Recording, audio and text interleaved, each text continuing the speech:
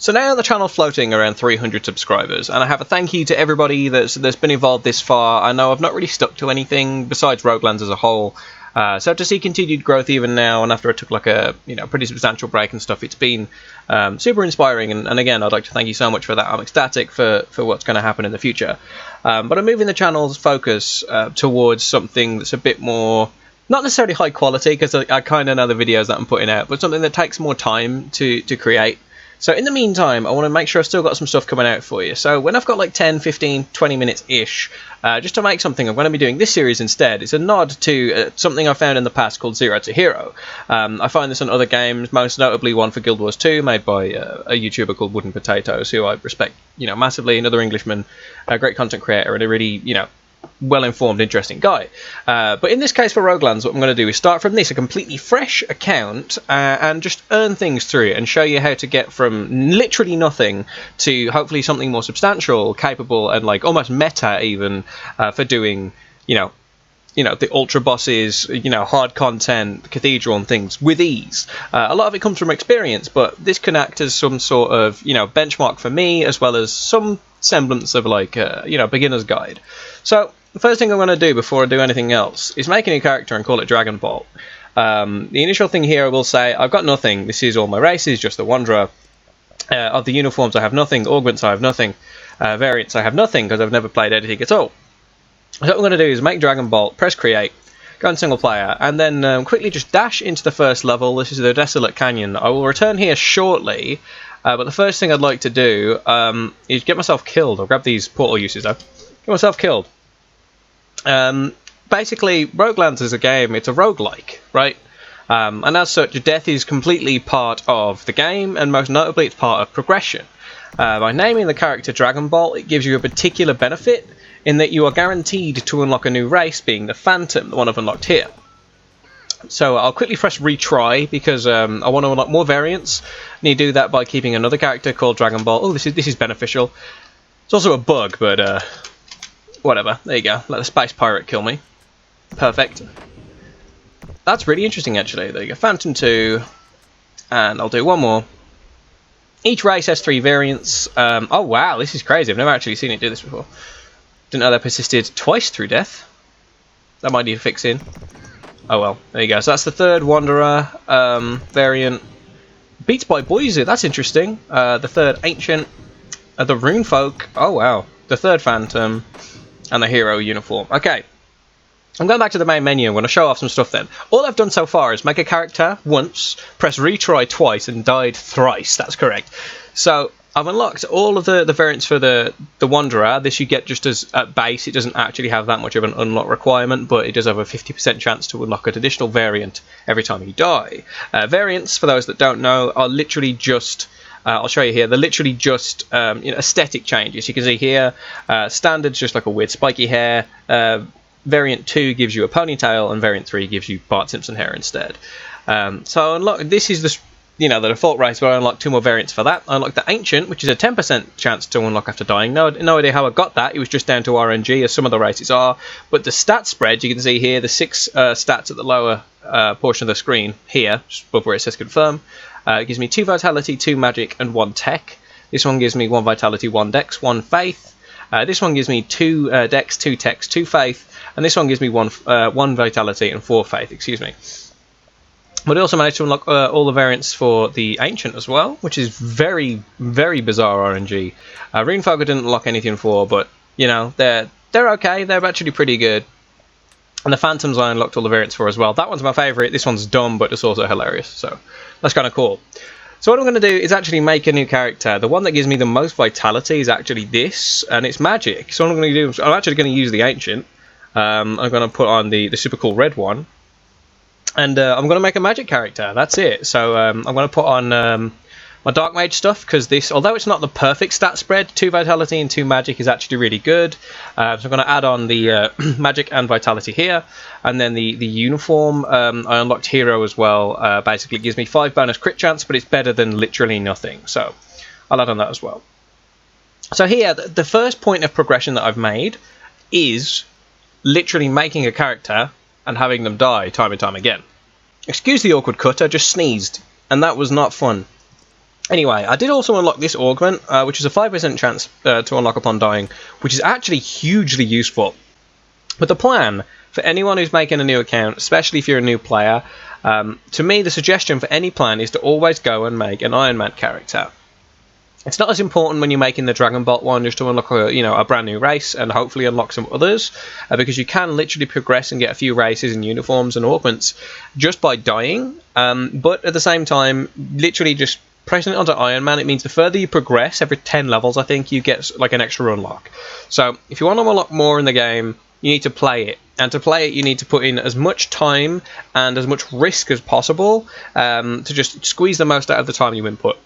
So what I'm going to do here is actually on the character number 1. Number 1 is because it's the first character I'm going to play, not the ones I'm just going to kill and leave to one side. It's the first character I'm going to play. Every time one dies, I'm going to take the things I progress from that, make a new character, and start again.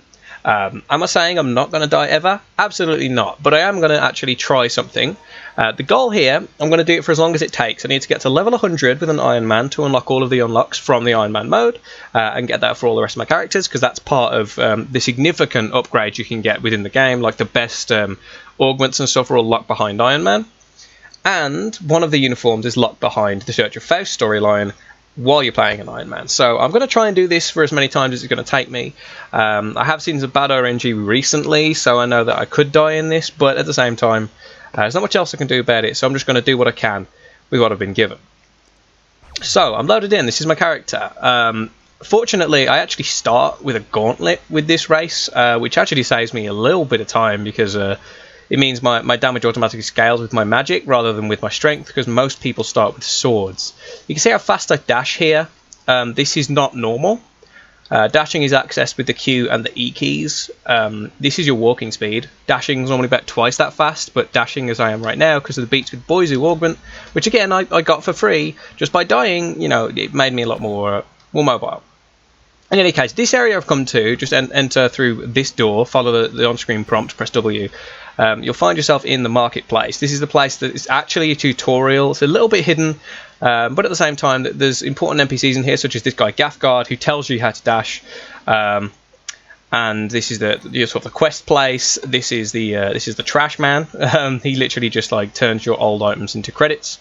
But a few people tell you some more important information around here, so it's important to come in and chat away.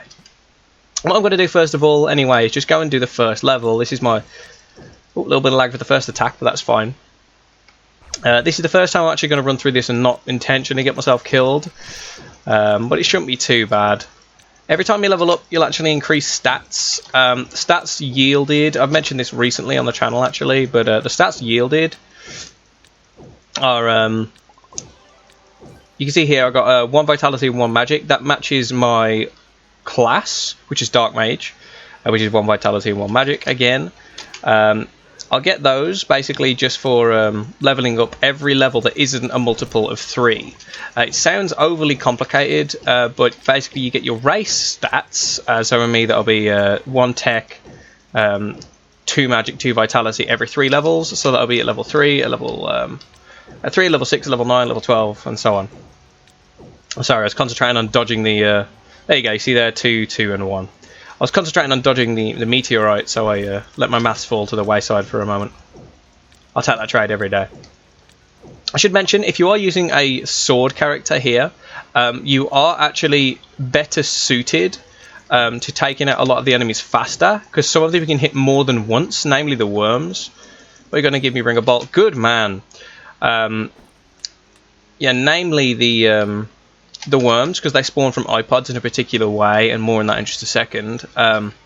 You're more usably good at taking these out as long as you actually use a sword, because you can hit the hitboxes multiple times as soon as they spawn. Whereas for me, I can only hit them 1 at a time, which isn't great, but at the same time, it's not the end of the world. As long as you know how to kite them, you should be fine.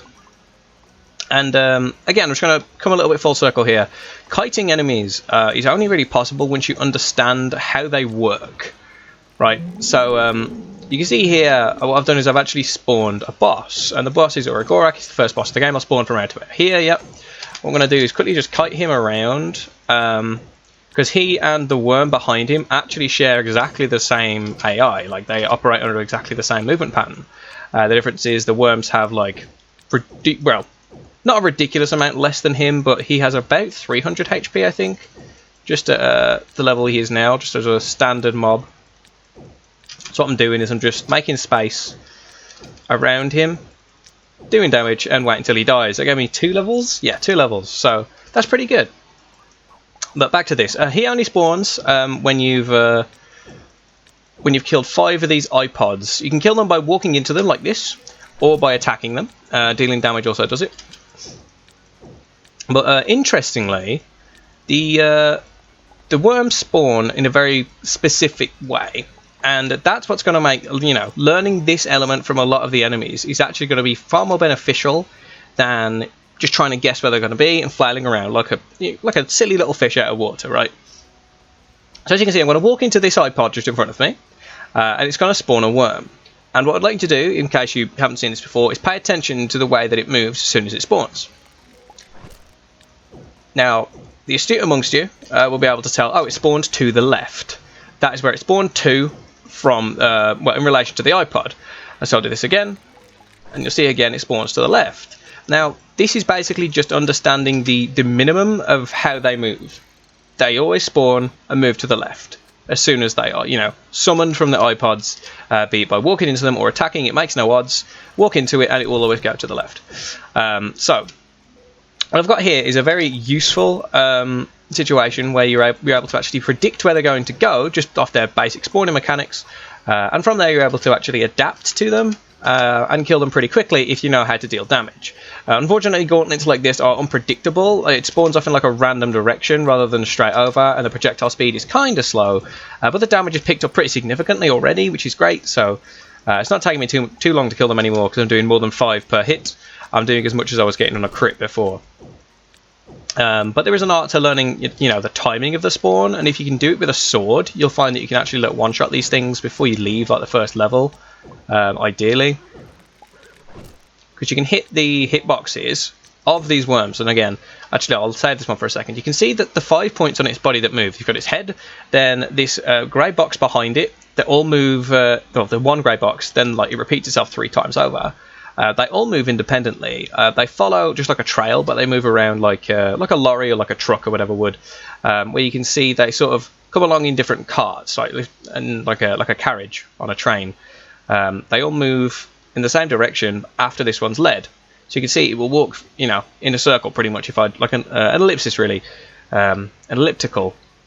There's words. An ellipse is what I'm saying, not an ellipsis. That's a dot dot dot. That's not what this is.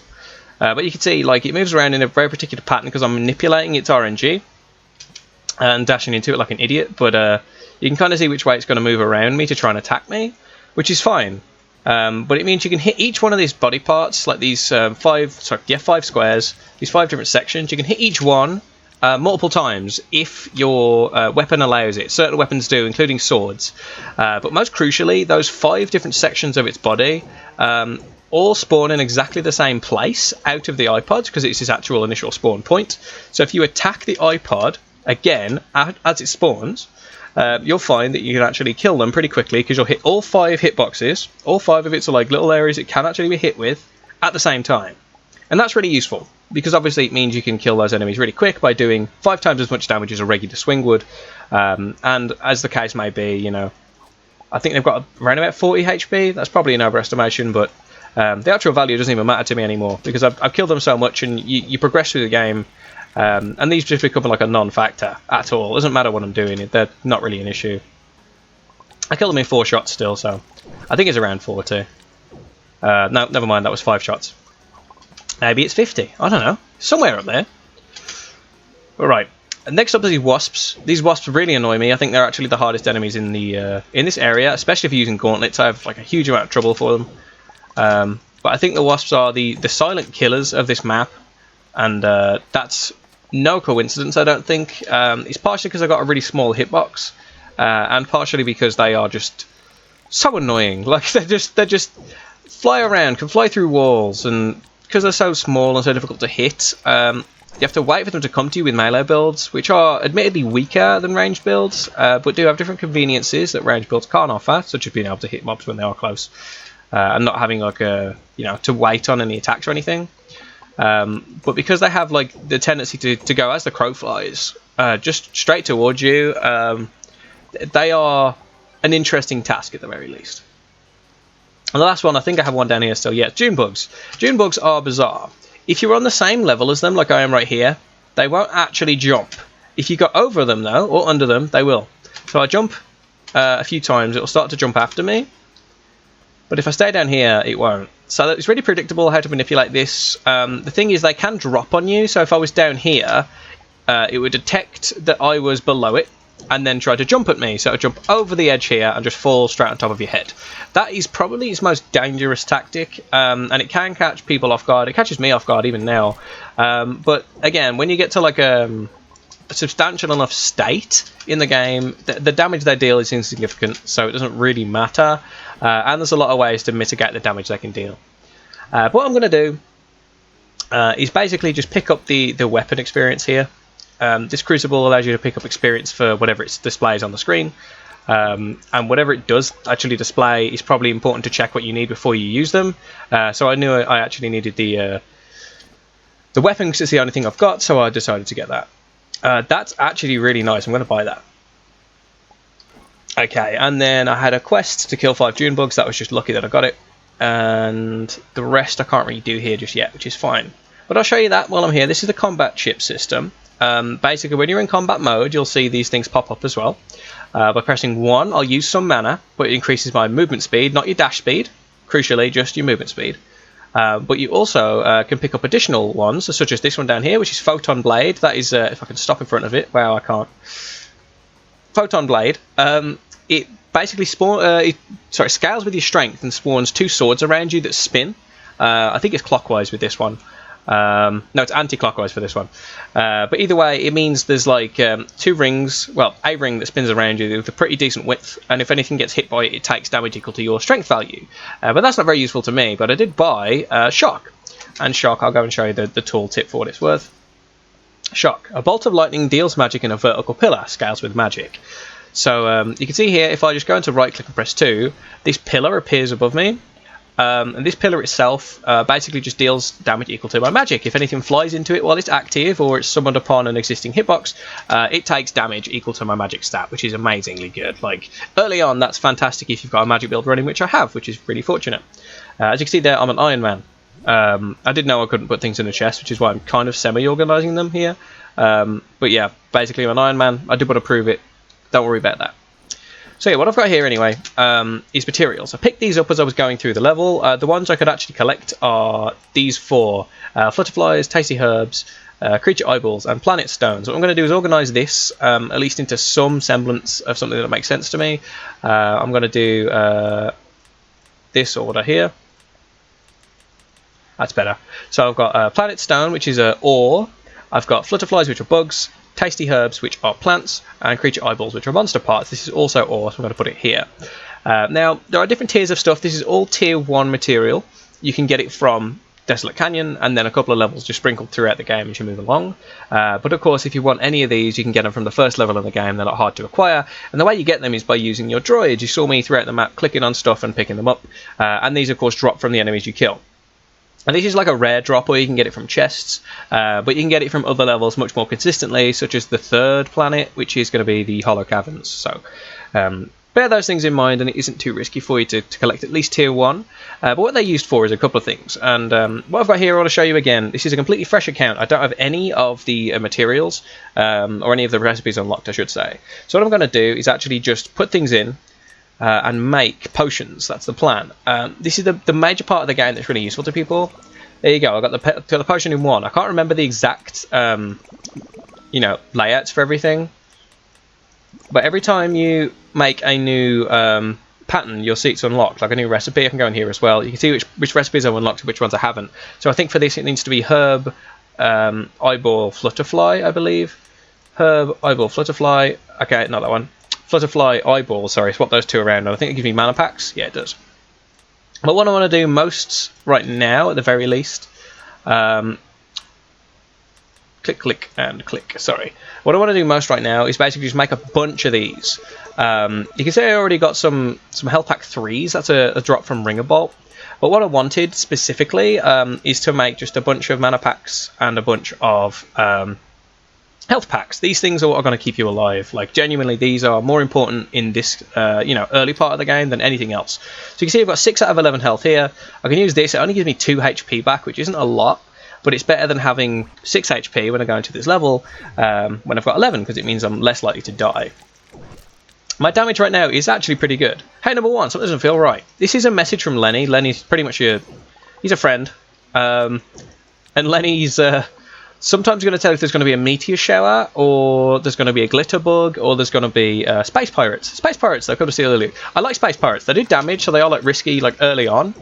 And like there's going to be 3 of them that spawn, so I kind of want to run and make sure I don't get hit by them here. You can see where they're going to fire because their actual ships change colour. So they go slightly brighter. And all I have to do here is try and kite them away, avoid wasps, and try not to encounter any of the iPods. Because if you hit the iPods, obviously worms spawn, and kiting around with those around is not that useful. I'm going to start using my shock as well. And I'm going to kill these as fast as I can. There's one dead.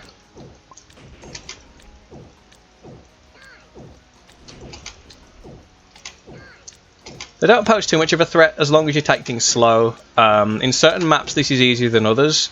Especially here where the meteors can get in the way as well, because they're existing just rocks that spin around and those things can do damage.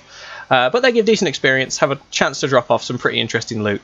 And it's a challenging fight if you're new to the game, but again, with the experience I've had, which is amounting to upwards of 360 hours in the game now, it's not that difficult to know, when Lenny says something doesn't feel right, you have 2 choices.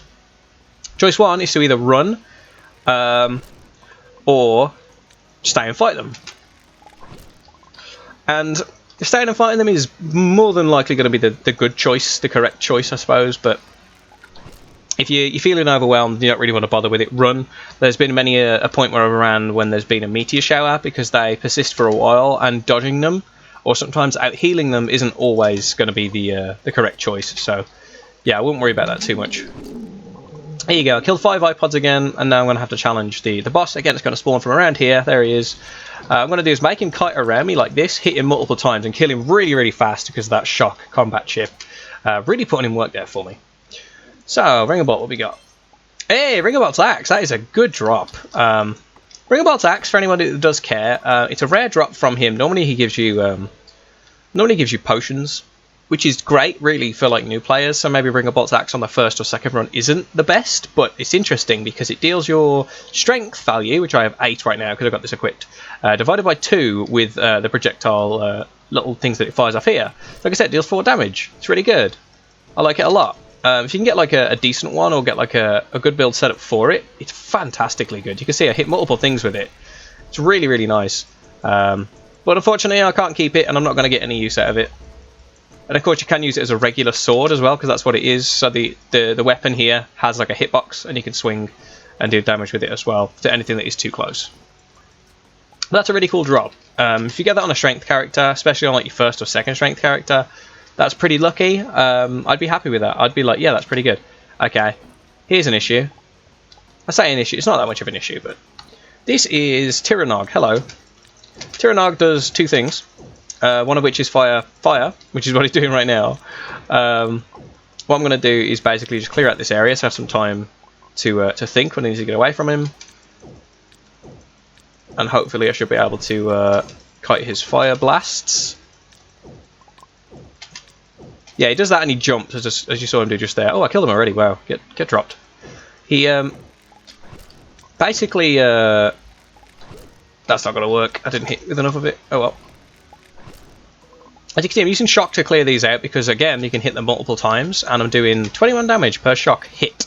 So I can hit them 5 times, and that's like 100 damage. Really, really quick, which is great. You saw on Aragorak, I was actually able to abuse him having more than 5 hitboxes. He has plenty, so being able to hit him multiple times with a single shock is really, really useful. I'm going to wait for things to kite towards me here. Kill a bunch of stuff. There we go.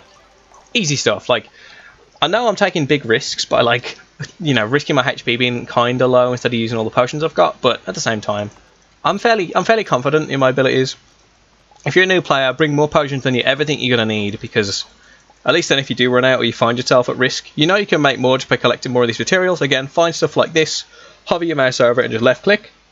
One of the things I want to do, at least this episode, before I finish up, is make more droids, so I need to figure out the materials for that, like the actual recipes. But I'll do that in a second, because I'm not 100% sure. I also picked up 2 of these. These are worm cards. Every mob in the game has a 1 in 75 chance to drop a card when you kill it. It tells you what the actual enemy is called, and it also gives you something you can put up in your ship. I'll show you that in a minute. But what you want to do when you're in the ship is either pop it down just for aesthetic reasoning, like you can pop it down. Interestingly, it's one of the few items you can transfer from an Iron Man character to a regular character, because you can literally just put the card up on your wall in build mode and then get another character to come and collect it, which is, you know, perfect. And in that situation, you know, it's not a lot of funds you can transfer, but you can sell them for 700 credits, which is this currency here. Credits are used primarily just to keep, but they also buy stuff later on in the game for you, in regards to certain helmets or combat chips. Ooh, Blaze, I'll show that as well. Certain helmets or combat chips, and I'll buy this as well. Ooh, it's going very well for me. Very, very well. This is all luck, by the way, for the things that are dropping from the combat chip purchasing points, which are all here in the town sections. But the money here, like I said, on Iron Man characters, it's not that useful, because all you can really use it for is upgrading your ship droids, upgrading your storage space. Oh wait, you can't do that because you're an Iron Man, but that is one of the uses for it in the regular mode. And you can use it just for the hell of it, to save up and eventually use to buy advanced combat chips, not advanced combat chips, certain helmets and things like that from Old Earth and Mech City. So I wouldn't worry about it too much for credits right now. Spending them is probably better, like buying materials and buying combat chips is probably the best way you can actually use them. You come in here, you've seen Shock, you've seen what it does. This is Blaze. Conjure a ball of fire that hurls towards the mouse cursor, scales with magic, and I'll show off that in a second. And this is Intelligence 1, which gives me just a flat increase of 3 intelligence. You can see on my mana bar here, I've got 39 mana maximum, and if I click this on, I actually get 42 mana maximum, which is incredibly good. I'm going to put my swiftness away, I don't need it anymore. But this is Shock, as you've seen, this is Blaze. So you can see Blaze sort of fires not very far, but it goes towards where my mouse is. It's very similar to like a gauntlet shot, except it always comes from in front of me. Shock, I think, is actually more valuable, but at the same time, like, it's not the end of the world to have Shock doing anything for you. Oh, it's a tier 3 plant, that's why I'm confusing myself. Need to rearrange things to where they need to be. Okay. So again, I'm going to go back to the ship. I advise, at least if you're new to the game, every time you finish a level, come back to the ship. Again, here you can make more potions if you need to, but there's another use for all the materials that I've been picking up. And that is, I'm going to just drop one of these here, that is to turn them into emblems.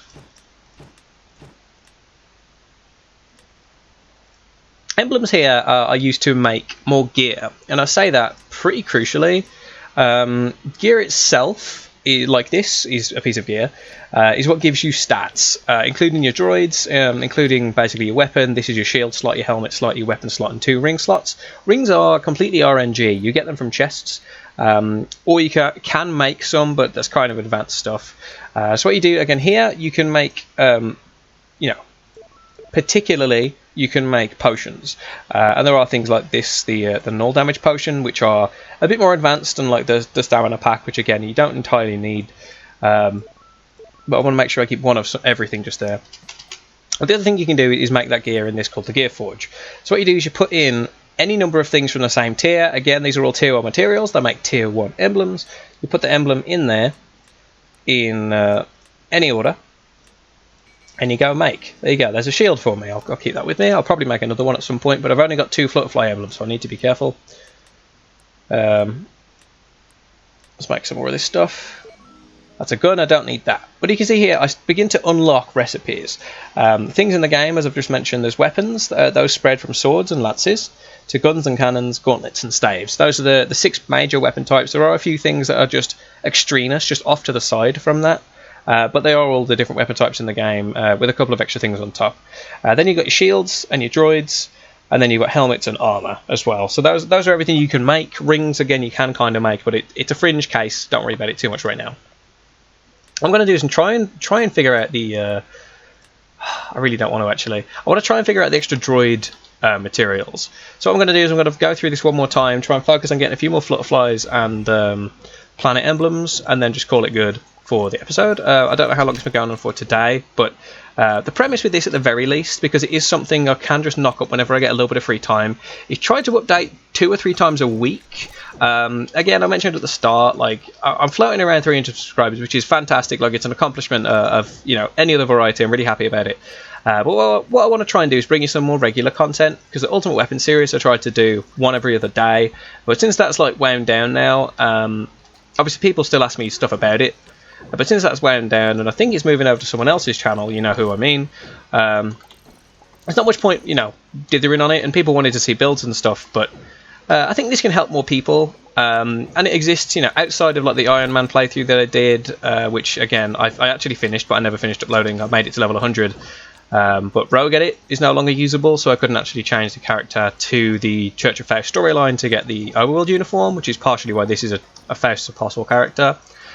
But I mean, there's more stuff at play here, because I'm able to show you, this is how you do things quickly, this is how you do things correctly, while still, maintaining some level of, okay, this is a dangerous place to fight or a Gorak, while still maintaining some level of, see you, buddy. Some level of content uploading, rather than like say garbage builds, which is ideally what I want to focus on, but that takes a long time in comparison to make. So this I can sort of knock together and just hope for the best.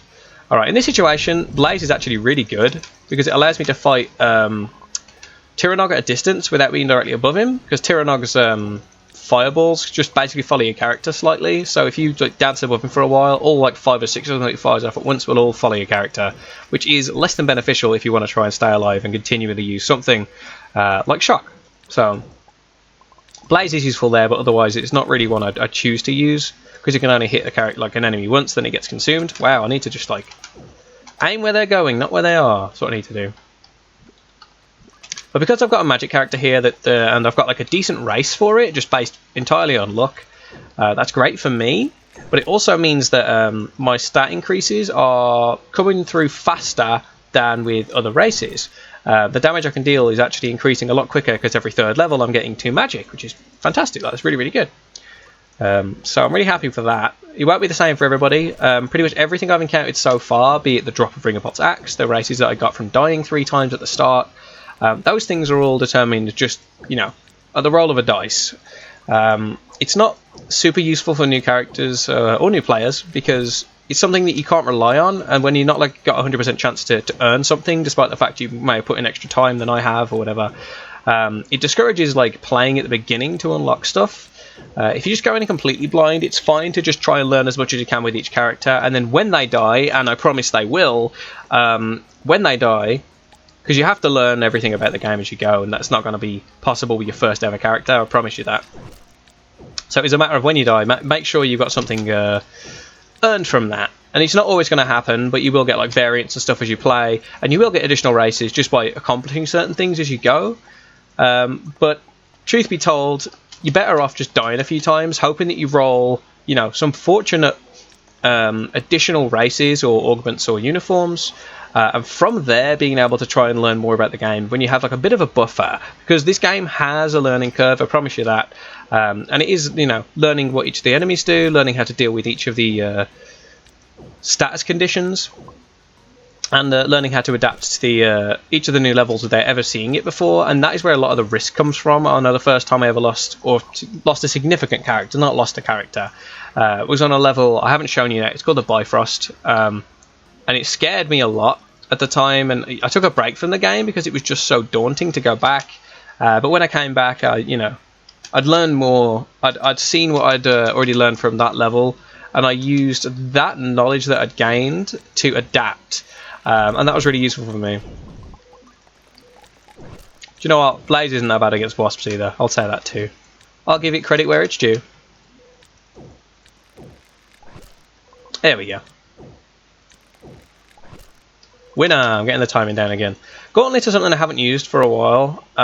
Two of my main characters that have like sort of endgame level-ish characters I've got on my actual account, like my other save file, actually use gauntlets, but the shots are so much wider, I don't really feel this same level of accuracy being required for it. Well, that's not to say that, you know, it's not something that I need to keep in mind. Oh, well, I forgot that was tier 2. I thought it was tier 3. Oh, well. Well, let me go back to the ship. I want to try and make a droid, like I said. That's kind of the plan right now. My weapon's still the most valuable piece of gear. So I'll keep leveling up my weapon. Do I want gadget turret? Yeah, why not? Again, credits aren't really not really that valuable to me right now.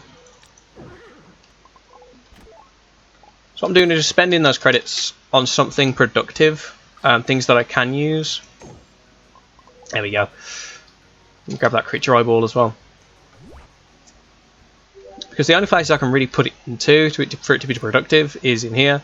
And I can buy, say, these things and upgrade a couple of them. Ship droids generate world fragments and emblems. Emblems are these things here. I can put that there as well. And that one there. So these things can pop out of this as well. The first things that I want are tier 1 and 2, and then when I start to generate more and more stacks of this tier 3 stuff at the bottom here, I'll eventually phase out tier 1, then do 2 and 3, then phase out tier 3, and do, phase out tier 2 and do 3 and 4, and so on. The maximum tier we have in game technically is tier 6, so that stuff's useful, but not really till later on. So tier 2 and 3 stuff are actually going to be the most valuable to me, but tier 1's really useful at the start, so please don't knock it, not yet. It's got plenty of time to earn your trust me, please. Right then, I will show you the worm card as well. So here, I was fortunate to get 2 of them, but if I press the 5 key, when I press B to go into build mode, it gives me this. Now click it down, and on another character I could come in and pick that up by pressing B again and right-clicking where it was. Or, if I prefer, I can go in here, talk to the trash man that I mentioned earlier, and trash it for 700 credits per card. Now that gives me an additional 1400 credits, which I can put into here. Click and click. So there you go. That'll bring me to roughly where I was. And you know what, that will do it. I don't have enough credits. Oh no! We won't do it then. I'm silly. I forgot how to count 400 being not big enough to go into 500. How about that? But it doesn't matter. What I want to do here is still make some more of these. I've still got a few of these health packs, so I'm not too worried about that right now. I'm going back into the Gear Forge and hopefully going to be able to piece together a droid. I think the droids actually have this at the start. You can easily find these recipes online. Don't need the bolt edge. You can easily find these recipes online on the Roguelands Wikia, but the truth is, I don't want to do that. When you start out, you're not going to have it either. So I'll just stab it in the dark and try to guess. Maybe I was wrong. But I'm just guessing at this point. I'm hoping that I get a droid recipe. That's a staff. These are all different weapon types I've gone through. I've got like a sword, a lance, a gun, a staff. I haven't had a gauntlet or a cannon, but I mean I've got a gauntlet here, so the only one I'm missing is a cannon, so it's not too bad. Alright, we've got one last try. Have I done this way around? How about this? I haven't. Let's try that one. Ah, another lance. Okay, that's fine. What I want to do ideally is keep one of everything in my inventory that I need to keep, so that way when I collect a new one, it goes into the same place. So although I still have 15 eyeball emblems and an additional 8 herb emblems, it means I effectively only have 7 to use and 14 to use. And of course it means I want to keep one flutterfly and one planet emblem in place, just so I can keep them all organised, and I know which bits and pieces I need to keep in my inventory and don't have to sacrifice other loot later on. It's fortunate I don't have that much to give away right now, or at least it's not going to take up too much room. But the next thing I want to do is basically just grind out for gear that's good for me. And again, I could look it up, but I'm just going to do stabs in the dark until I get exactly what I need, because at least then it's more of a reflective experience and shows that even though I've played this game for 360 hours, I don't know any of the recipes. What's the point? I can just look it up whenever I want. So I'll just guess it as we go along, and that seems fine to me. In any case, thank you for this weird Zero to Hero series thing. Hopefully there should be more coming in just a couple of days. But whenever I do get a little bit of time to myself, like I said, I'm just going to record one and hopefully put it out. This one may have been a little bit longer than the others, just because it was the first one and I had some stuff to say at the start. But that's it for now. Genuinely, thank you so much for 300 subscribers. Thank you so much for popping along, folks. I hope you enjoy more content coming out, even if it's a little bit more loose and not quite as heavily edited. But I hope you enjoy it nonetheless. And please look after yourselves, because I'd like to see you all again soon. Bye for now.